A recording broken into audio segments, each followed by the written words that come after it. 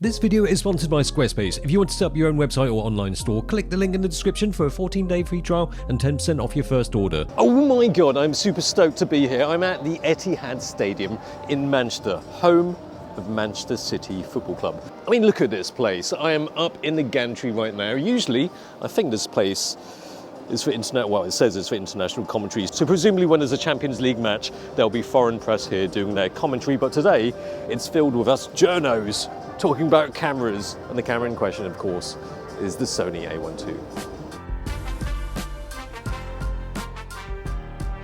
Now, you're probably wondering, who's this team they're playing here tonight? Well, I can tell you, their home kit is red. Their mid-table team, no, it's not Man United, by the way. It's Nottingham Forest. I do apologise, the mid-table banter was totally out of order. Nottingham Forest are near the top at the moment. Just stating facts with United, of course. This is a Sony arranged event, and being totally football mad, I have to say I'm a little bit more excited about what I'm there to shoot than what I'm shooting it with. But perhaps being here at the Etihad and following the club photographers will spark a little bit of joy about the camera in me. We just have to keep up with them first. Just rushing to catch a light show at the minute. Try not to lose everybody. There we go. Ooh. Now we're in position, we're ready to shoot with Sony's flagship shooter, the A12. And it's off. There we go. The thing with the A12 is not new news now. A lot of people have already put their video out, made reviews. The A12 has provoked quite a lot of mixed responses. There we go, KDB. Ooh!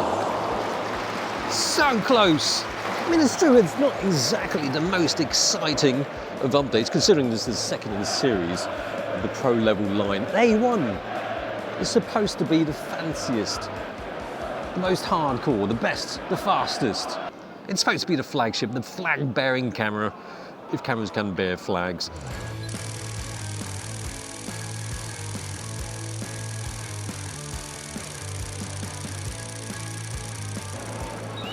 But hey, it's got a new grip. Much has been made of this new grip, which is just like the A93 grip. It's a bit rounder, and the shutter button is better placed. So yes, rounder grip, better ergonomics. Yeah, not particularly interesting. Also a C5 button on the front. It's a bit like the A93. Whoop-de-doo. But at the minute, as standard, it's set to the boost, the burst boost. I don't think I really need too high a burst rate for this. At the minute, I've just got on medium, but when I need it, I can boost it up to 30 FPS. You can change it to whatever you like. The boost burst is incredibly useful to up the FPS when the action gets a little faster. When they're just pinging it around in midfield, you don't really need a whole load of 30 FPS bursts of essentially the same shot. But that max FPS burst is useful when you've got that crucial in-the-box shot. I just wish the C5 button was perhaps a little more prominent. At times I found myself running my fingers around trying to find the button because it's not all that obvious. I imagine that would be even more problematic if I had gloves on.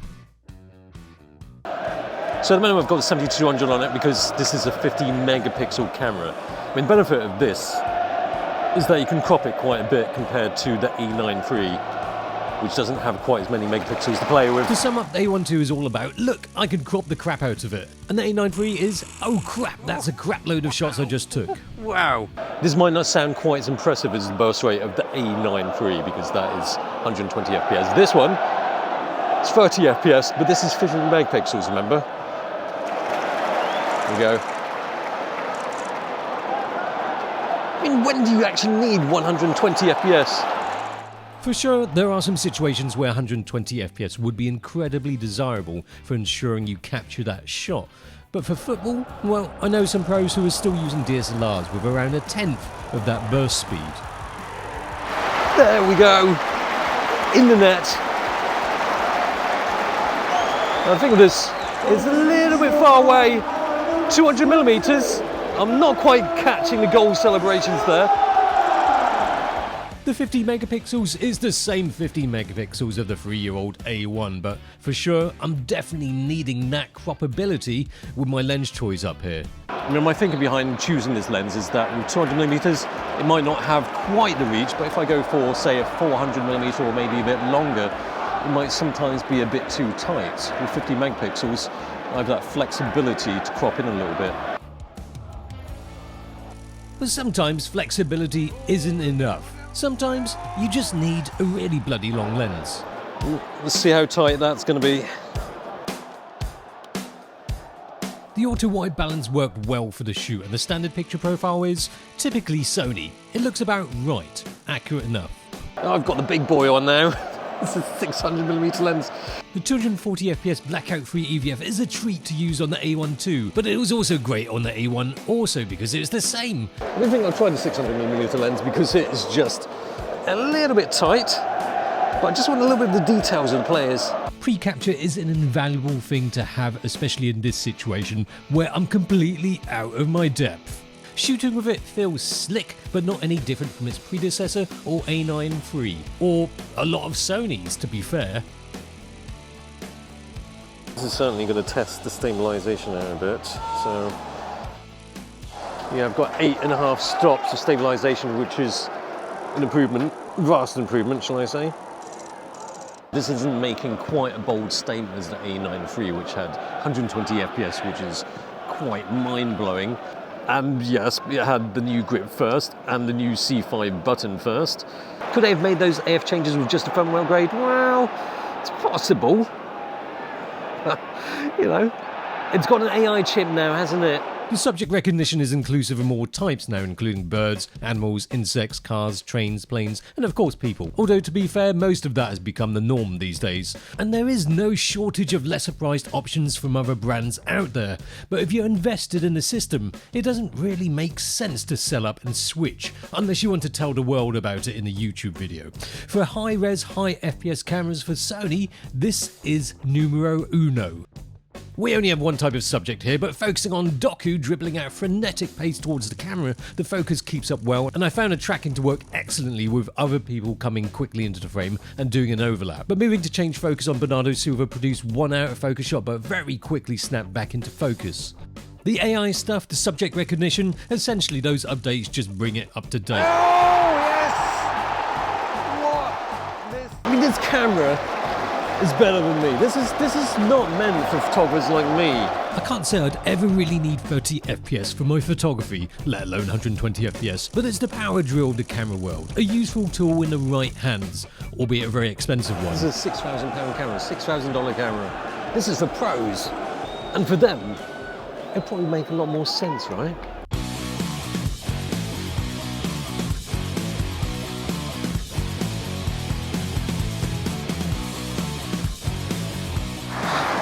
Not a bad performance from Man City. Not a bad performance from the A1 II either. It's easy to talk about how minuscule the updates are on the A1 II, but a peak has been reached of what is possible in a photo-taking camera. What new stuff other than video features can you really add that will make it dramatically different? The A1 was already at the forefront of what could be achieved. Not much new ground could be broken, but to bring it in line with the current alpha cameras and the top-end products from other brands. Could they have added more subject recognition in A1 with a firmware update?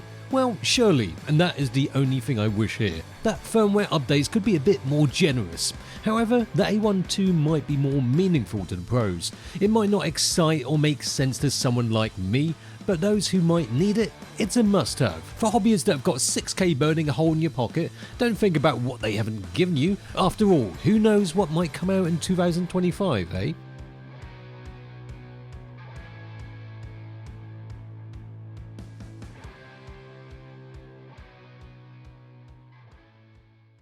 Quick shout out to the sponsor of this video, Squarespace. If you want to set up your own domain, online retail space or website, it's super simple to get started and make your next move with Squarespace, with an easy to use interface filled with loads of templates and backed up with 24/7 customer service. You can try it out with a 14-day free trial and get 10% off your first order with this link and discount code.